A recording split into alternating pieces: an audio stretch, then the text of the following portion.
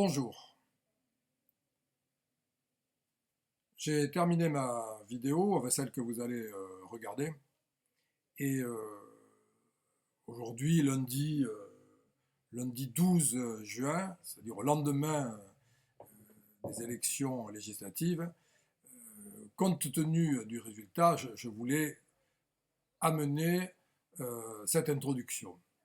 J'en profite pour vous remercier tous ceux qui regardaient mes vidéos. Nous commençons à être nombreux. Je suis toujours très content de voir vos critiques, quelles qu'elles soient, et j'essaie d'y répondre toujours le plus possible. Donc si vous avez des précisions à me demander, n'hésitez pas, j'essaierai voilà, de satisfaire vos interrogations. Je voulais aussi saluer David de la chaîne Désillusion, qui fait un super travail, et je parle un peu de lui dans cette vidéo. Nous travaillons un petit peu ensemble, de plus en plus j'espère, pour essayer d'amener de la compréhension dans ce qui pourrait être souvent trop technique en termes de propos psychanalytiques. Parce que c'est vrai que parfois, c'est pas facile à piger, même moi, quand j'étais à l'université, j'avais du mal à comprendre tout le baratin de Lacan, les suggestions de Freud et la philosophie alchimique de Jung. Bon. Mais en s'y collant, eh bien, on arrive à comprendre que ces trois grands, non pas les trois grands A cette fois-ci, ces trois grands-là, quand même, avaient vraiment compris comment fonctionnait notre psyché. Alors, cette introduction, pour vous dire que ma vidéo est consacrée essentiellement encore au passage du binaire au ternaire, parce qu'il faut y revenir pour essayer de bien comprendre qu'est-ce que ça signifie. Et je parle de l'enfermement qui en résulte, enfin, vous allez le voir. Et je parle également de la loi du marché, cette loi du marché qui nous dirige et qui va conduire l'humanité à sa perte si nous ne réagissons pas. Alors, je ne vais pas anticiper la vidéo, je reviens sur les élections législatives. On parle d'un raz-de-marée, j'ai entendu même le mot déluge. Eh bien oui, c'est un déluge. Et c'est extraordinaire parce que le déluge, ça a quelque chose de fantastique en ce sens que ça nettoie. Ce n'est pas le déluge qui marque la fin des temps, c'est un déluge qui marque la fin d'un temps avec un très grand nettoyage, un grand lessivage si vous préférez. Quand on parle de déluge psychique, dans la psyché, il se passe quelque chose de grave qui vous met à plat ventre. Je veux dire, l'individu, il peut présenter des signes de psychose, mais ça signifie qu'il se passe quelque chose au niveau du nettoyage. Du nettoyage, on y reviendra, du binaire, c'est-à-dire de la modalité binaire, de la construction binaire. Eh bien là, politiquement, il s'est passé la même chose. Je prends encore cet exemple de l'Égypte ancienne. Dans l'Égypte ancienne, quand on parle du déluge, on parle aussi du débordement de la crue du Nil. Et c'est fantastique car quand le Nil déborde début juillet, eh bien il est sous l'influence des astres, il est sous l'influence d'Orion. Et à ce moment-là, les astres, la Lune sont tellement puissants énergétiquement qu'ils font déborder le Nil. Eh bien le Nil en débordant, il déverse de l'eau, beaucoup d'eau. Donc il va ravager les terres. On va rentrer les moutons, les bergers vont rentrer les moutons. Canigulem, le berger est averti quand il voit Orion. Donc, ça veut dire qu'il va rentrer tous ses moutons pour pas qu'ils soient noyés. Mais ça, c'est le passage obligé. Ça craint quand le Nil déborde. Ce fleuve qui devient à ce moment-là un monstre. Mais quand il se retire, eh bien quand il se retire, il ne reste que des alluvions. Tous ces alluvions qui charriaient, parce qu'évidemment maintenant avec le barrage d'Assouan, c'est moins évident, mais tous les alluvions qui venaient du Tchad, qui venaient de l'Afrique, qui étaient charriés par ce Nil, se déversaient évidemment sur les terres égyptiennes et les fécondaient. Ces alluvions les fécondaient. Tous les mauvais alluvions, tous les anciens alluvions, toutes les vieilles peaux, si je puis dire, sont partis avec le Nil, sont partis avec la crue. Il ne reste que de la jeunesse, que du nouveau, que du renouveau. C'est pour ça que le Nil, l'Égypte, renaît chaque année.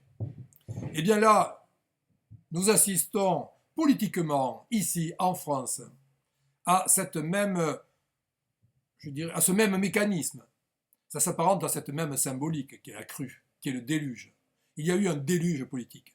Toutes ces vieilles badernes de la droite, de la gauche, sont éjectés, éliminés. Et là, il y a des alluvions plus riches, nouveaux en tout cas, qui vont venir ensemencer la terre de France, qui vont venir ensemencer notre République, notre démocratie. Nous assistons donc au grand changement, croyez-le bien, le changement est là, il a lieu. Donc, tous ceux qui ont peur, je le dis pour vous tous souvent qui me posez des questions et qui me dites « mais qu'est-ce qui va arriver, qu'est-ce qui se passe ?» Et soyez confiants parce que là c'est un véritable mécanisme physiologique qui se déroule sous nos yeux, il est plus individuel, il est plus géographique, il est politique. Et vous allez voir que ce n'est pas fini, ça n'est que la porte ouverte à tout le changement qui va suivre. Alors ça ne veut pas dire que tout soit gagné pour autant, parce que nous avons un président qui est M. Macron. Moi, je suis sceptique par rapport à lui, parce que bien sûr, voilà, j'ai trouvé qu'il avait un propos hautain. Je me souviens de ce jeune là qu'il avait bousculé avec l'histoire du costume, c'est pas très chouette. Bon, ça veut dire qu'il est orgueilleux, cet homme. Je ne suis pas non plus très content de cette histoire Ferrand, enfin de toutes ces choses qui arrivent et pour lesquelles il n'intervient pas, parce que certainement c'est tactique, politiquement, etc. Alors qu'en fait, il faut trancher, bon, où on est pour le nettoyage, où on est pour faire propre, où on le fait ou on ne le fait pas. Bon, déjà, ça démarre mal. Mais le problème, c'est pas Macron, parce que Macron, il restera ou il ne restera pas, il faut qu'il fasse ses preuves, peut-être il va les faire. Mais l'important, c'est que le déluge ait eu lieu, l'important, c'est que le changement, du coup, soit là, parce que c'est pas lui qui l'a amené, c'est les Françaises et les Français, de par leur ras-le-bol, qui voulaient amener ce changement. Il n'était pas le seul, Macron, le Front National voulait aussi ce changement. Jean-Luc Mélenchon voulait aussi ce changement. Ce sont des gens qui étaient sensibles à ce qui se passait, qui avaient compris que les Françaises et les Français en avaient ras-le-bol. Macron, il débarque, il dit « Ok, il faut le changement ». Vas-y, prends le train en marche, Macron. Mais c'est pas toi qui as fait le changement. Ce sont les Françaises et les Français qui voulaient le changement et qui ont eu le changement. Toi, tu en as profité, tu as été peut-être plus malin que les autres.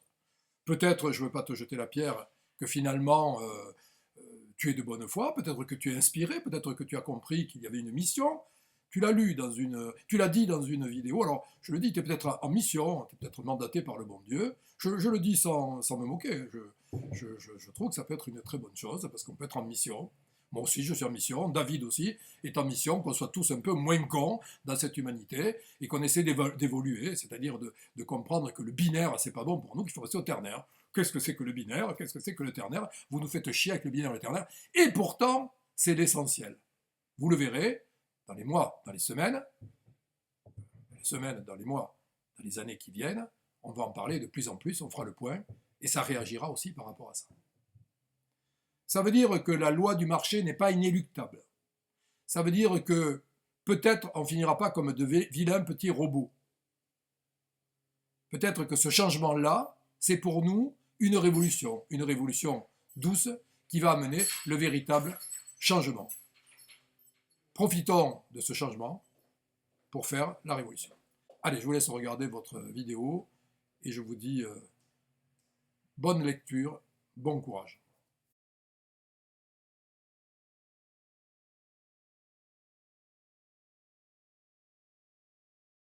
Depuis quelque temps, depuis 3 vidéos, David vous entretient sur le binaire et le ternaire. Il parle évidemment du processus d'individuation qui permet de passer du binaire au ternaire. Beaucoup parmi vous s'interrogent sur qu'est-ce que c'est que le binaire, qu'est-ce que c'est que le ternaire. N'y a-t-il pas un danger justement de cataloguer les gens de binaire et de ternaire? Est-ce que c'est pas là non plus faire acte de binarité, si je puis dire, que justement d'amener cette ségrégation? Sans doute quelque part, il ne s'agit pas de dire toi tu es un binaire, quoique j'en connais beaucoup, mais moi je le suis aussi à l'occasion. Ternaire, on voudrait tous l'être, ternaire, ça veut dire s'être émancipé, c'est-à-dire être devenu autre chose que cette pâle copie, enfin pâle copie, la copie de papa et de maman, mais pâle copie en ce sens que ça n'est que la reproduction, comme disait Platon, l'imitation. Eh bien, le but, c'est ça, c'est de permettre ce mariage entre l'identification au père et l'identification à la mère, à la maman et au papa, au maternel, c'est-à-dire au féminin et au masculin, comme dirait Jung d'une manière beaucoup plus précise, eh bien, comment effectuer ce passage? C'est le processus de l'individuation. C'est important d'y parvenir parce que sinon, nous ne restons que des robots. Et le but de l'homme, de l'humanité, c'est pas d'avoir été incarné pour n'être que des machines. Le but, c'est que nous puissions nous-mêmes agir sur le monde qui nous entoure. D'abord en prendre connaissance, en prendre conscience, puis connaissance, et ensuite interférer avec lui. Quand les compagnons, dans le compagnonnage, s'investissent dans cette tradition, qui est ancestrale et qui date même d'avant le Moyen-Âge, eh bien on s'aperçoit qu'il y a la nécessité d'un apprentissage, la nécessité d'un autre stade qui est celui de l'ouvrier, et une autre nécessité qui est celle de devenir le maître. Le maître, non pas celui qui dirige, mais celui qui sait, parce qu'il a vécu les choses, et parce que donc il peut maintenant les transmettre. Et on a cette obligation de transmettre les choses. Parce que si on ne le fait pas, eh bien, on ne contribue pas à l'évolution de l'humanité et d'une prise de conscience. La conscience, c'est la science avec l'autre. Pas avec l'autre, mais la science avec l'autre, c'est-à-dire la rencontre de l'autre. Cette rencontre de l'autre nous permet de grandir, de nous grandir, et de grandir ensemble. Si on reste enfermé dans son trou, dans son territoire, si on ne bouge pas, si on ne voyage pas, on est dans sa grotte, eh bien, là aussi, vous n'avez qu'à lire Platon, et vous verrez que ce malheureux prisonnier dans sa caverne, à la caverne de Platon, il est incapable d'imaginer qu'est-ce qui se passe à l'extérieur. Parce que pour l'imaginer, ce qui se passe à l'extérieur, on ne peut pas l'imaginer. Il faut le vivre, il faut y aller. Il faut s'arracher en permanence de la caverne. Et bien là, c'est pareil, il faut s'arracher de cette condition du binaire, de la dualité, ce fameux miroir au travers duquel on s'est identifié au travers du père et de la mère. Eh bien, sortir de cette binarité, c'est accéder à une autre forme d'expansion de notre psyché, qui est le ternaire. Mais c'est simplement pour vous dire qu'il est essentiel de sortir de la binarité, parce que sinon, l'homme reste enfermé. S'il est enfermé, les névroses qui sont, comment dire, des altérations comme en musique, des altérations nécessaires, parce que ça fait rire, il peut y avoir 7 altérations, vous savez, comme en musique, avec 7 tonalités possibles, eh bien il peut y avoir 7 types de névroses, avec des tonalités dans le plus ou des tonalités dans le moins, c'est-à-dire avec des bémols ou avec des dièses. Eh bien ça crée des personnalités, ça crée des personnages que nous sommes. Celui-là, il est un peu plus excentrique, cet autre, il est plus replié sur lui-même, l'autre, c'est un gros gourmand, l'autre, voilà, est un peu jaloux quand même sur les bords, l'autre, c'est lui ou elle, bien sûr, etc. Enfin, vous connaissez les 7 péchés capitaux, c'est marrant. 7 névroses, 7 péchés capitaux, 7 tonalités musicales. Alors, vous voyez, il y a des analogies avec tout ça. Mais ça veut dire que tant qu'on est dans cette normalité, on est dans une civilisation. L'homme est fait pour être dans cette différence-là. Alors pourquoi est-ce que c'est important de ne pas rester dans le binaire? Parce que si on est dans l'imitation, si on est un clone, le clone de papa ou le clone de maman, on ne va pas livrer grand-chose, on ne peut pas parler d'évolution. Il n'y a pas d'évolution. L'humanité reste coincée alors au même stade. On n'est que des clones, des clones, des clones et des clones, de la répétition, de la reproduction. On est comme cette cellule qui, au départ du tronc d'arbre, j'avais pris cet exemple du tronc d'arbre, va se reproduire jusqu'à créer le tronc d'arbre jusqu'en haut, c'est-à-dire la cellule d'en bas est la même que celle qui est en haut. Ce sont des photocopies. L'homme n'est pas fait pour être la photocopie de papa et de maman, il n'est pas fait pour être la photocopie de lui-même. Sinon, l'humanité, ça ne veut strictement rien dire. Non, l'homme est fait pour s'émanciper. Il doit s'émanciper.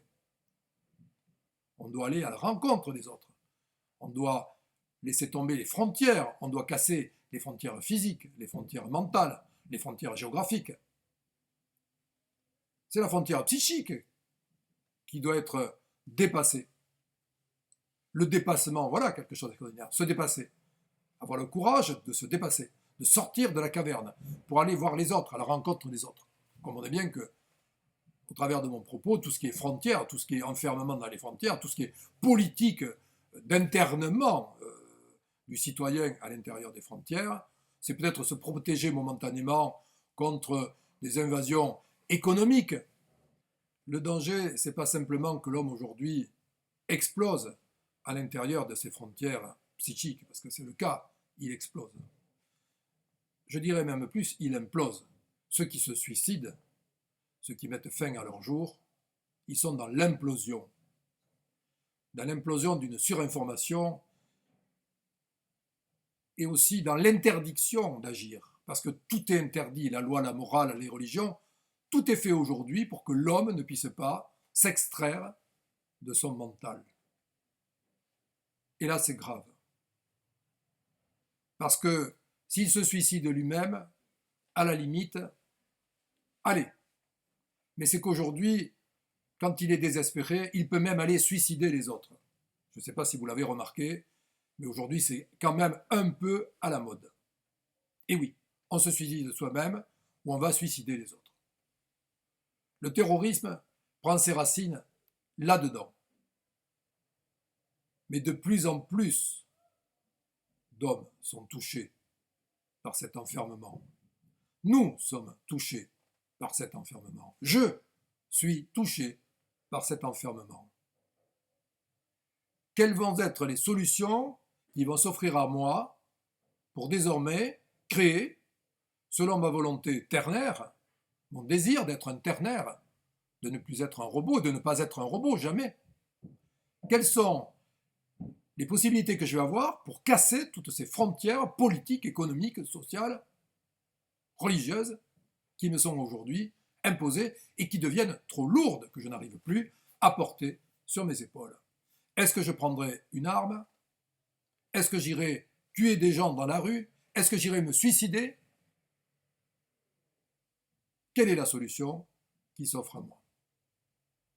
Je ne suis pas fait pour vivre dans cette société. Nous ne sommes pas faits pour vivre dans cette société, une société qui est inhumaine, qui est gérée uniquement par le fric, par le profit, une société du marché. C'est le marché qui nous dirige.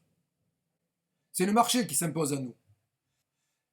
Il ouvre ses frontières pour lui, c'est-à-dire il veut être partout, le marché. Il ne veut pas être que dans les supermarchés. Il veut être aussi dans les hôpitaux, quitte à ce qu'on perde des infirmières parce qu'elles sont mal payées. On parle toujours que des médecins et les infirmières et les infirmières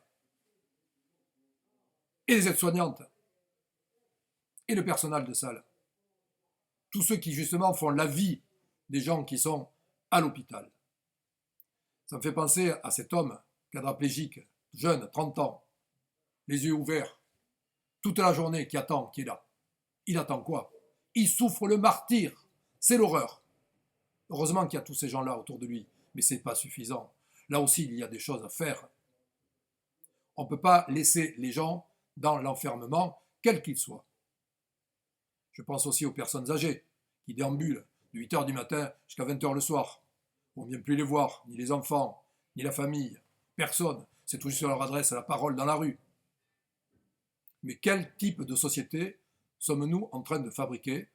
Devons-nous accepter cela? Moi je le dis non, je ne l'accepte plus personnellement. Je ne l'accepte plus. Alors, merci David de me relayer. Merci David de faire tout le travail que tu fais. Merci David de témoigner parce que c'est du témoignage et c'est pour éviter que l'on soit encore plus enfermé et de plus en plus enfermé. Donc vous le voyez, le danger de cet enfermement, il est individuel sur le plan psychique, il agit également sur la radicalisation, parce que la radicalisation, ne cherchez pas, ça ne vient que de là. Vous pouvez faire tout ce que vous voulez, les centres, les machins, etc. Ça servira strictement à rien. C'est un problème de société. On va aller dans du pire que ça. Le pire que ça, c'est maintenir l'être humain dans une condition de binarité. Lui interdire de penser, de créer. Vous savez, les 3 grands A de Lacan. L'autre, ce qui veut dire la rencontre. Eh bien, hop, plus de rencontre. Les écouteurs sur le truc, le machin toute la journée. on ne voit plus rien. L'art, la créativité, la sculpture, le chant, la peinture. Tôt ou tard, on sera taxé par rapport à ça. Il faudra payer très cher pour avoir le droit d'écrire un truc, pour avoir le droit de sculpter quelque chose ou de peindre quelque chose. Et l'amour, et si je t'aime, et si ça coûte 3 euros. Et si je t'aime, ça coûte 15 euros. Et si je le dis, ça coûte 100 euros. L'art, l'autre, l'amour, c'est le réel dont parle Lacan. Le réel. Qu'est-ce que c'est que le réel? Le réel, c'est ce qui permet d'accéder au ternaire. C'est cette machine, le ternaire, cette machine, cette mécanique qui permet de passer du 2 au 3. Le réel, c'est quand, au niveau du cerveau, tout ce qui a été construit selon un modèle duel, eh bien, vient tout d'un coup s'articuler par des interférences, par des petits canaux, des chemins, de la communication, et créer une troisième entité qui est le ternaire.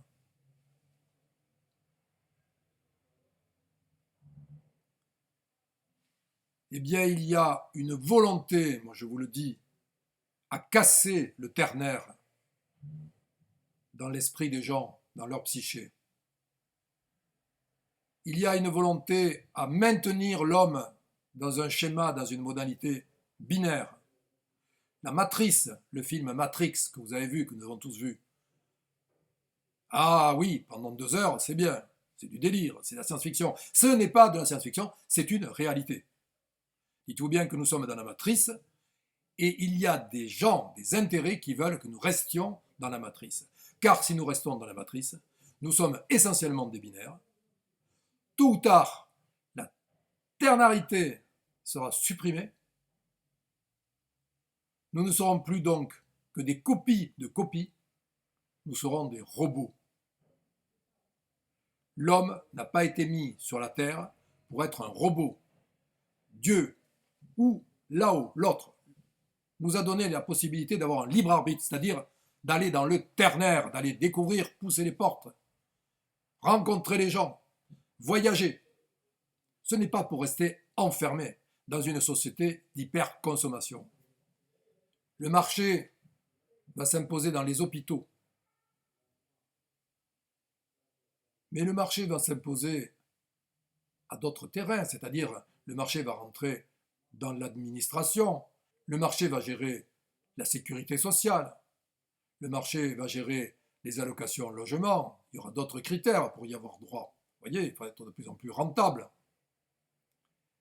Mais le marché, il va s'engouffrer partout. Il va s'engouffrer dans la pornographie, les maisons de prostitution, qui pourront être ouvertes légalement, parce que ça va rapporter de la thune. On va tout légaliser au nom du marché. Le pire est à venir, car à ce moment-là, c'est le marché qui n'imposera que sa loi. C'est déjà le cas. On le voit bien. Les politiques ne gèrent plus rien. Enfin, ils colmatent les brèches. Ils ne dirigent plus rien. C'est pas eux qui dirigent, c'est le marché. Les ministres, c'est le marché. Le président de la République, c'est le marché. Le président de la République, il croit gérer quelque chose. Il croit avoir la maîtrise sur quelque chose. C'est le marché qui lui dicte ce qu'il doit faire. Demain, nous serons de purs produits, des produits de consommation. La vie sera taxée, la naissance sera taxée. Un enfant, en fonction de son poids, de la couleur de ses yeux, ses oreilles, etc., de sa peau, il y aura une taxe à payer. Puis tout sera contrôlé facilement, avec des petites puces électroniques qu'on va nous implanter. On va nous expliquer que c'est dans notre intérêt pour la sécurité sociale, au cas où on tomberait malade. Si jamais on glisse sur une peau de banane dans la rue, pouf, qu'immédiatement, on puisse être amené en urgence à l'hôpital. C'est en urgence qu'ils veulent nous contrôler. C'est en urgence qu'on va être rendu encore plus esclave. Mais je voulais vous mettre en garde contre le fait que ignorer ce processus physiologique qui permet à l'individu de se libérer du binaire pour accéder au ternaire, eh bien, c'est lourd de conséquences parce que c'est ce qui gère aujourd'hui notre monde.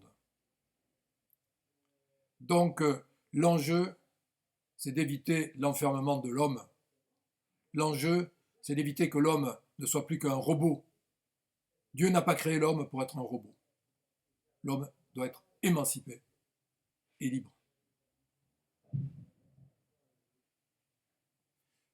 Bon, me revoilà, vous venez de voir votre vidéo. J'ai fait un rajout tout à l'heure pour faire l'introduction. Vous l'avez vu, je fais un rajout maintenant pour faire la conclusion. Bon, je ne suis pas très doué au niveau de la technique. J'ai besoin de gens qui savent faire. Ça viendra aussi, je sais. Voilà, donc vous avez vu tout le sujet dont je vous ai entretenu tout à l'heure, qui concerne beaucoup la notion de l'enfermement et de la loi du marché. Il faut prendre ça sérieusement. Ce binaire et ce ternaire, c'est pas simplement pour rire, ça existe vraiment. Il faut que nous en prenions tous conscience. Il faut qu'on aille encore plus au fond des choses. Même moi, chaque jour, j'y travaille pour essayer de mieux comprendre encore ce mécanisme, cette physiologie qui empoisonne la vie à des individus, qui empoisonne la vie sur le plan également social, sur le plan politique, et vous avez vu avec les radicalisations que tout cela entraîne de négatif. Donc, confiance, le déluge a eu lieu, le raz-de-marée a eu lieu, le changement est là, profitons de ce changement pour faire avancer tout ce qui peut améliorer notre condition de vie, la condition humaine. Voilà, je vous salue et je vous dis à très bientôt, j'espère. Bonne journée, au revoir.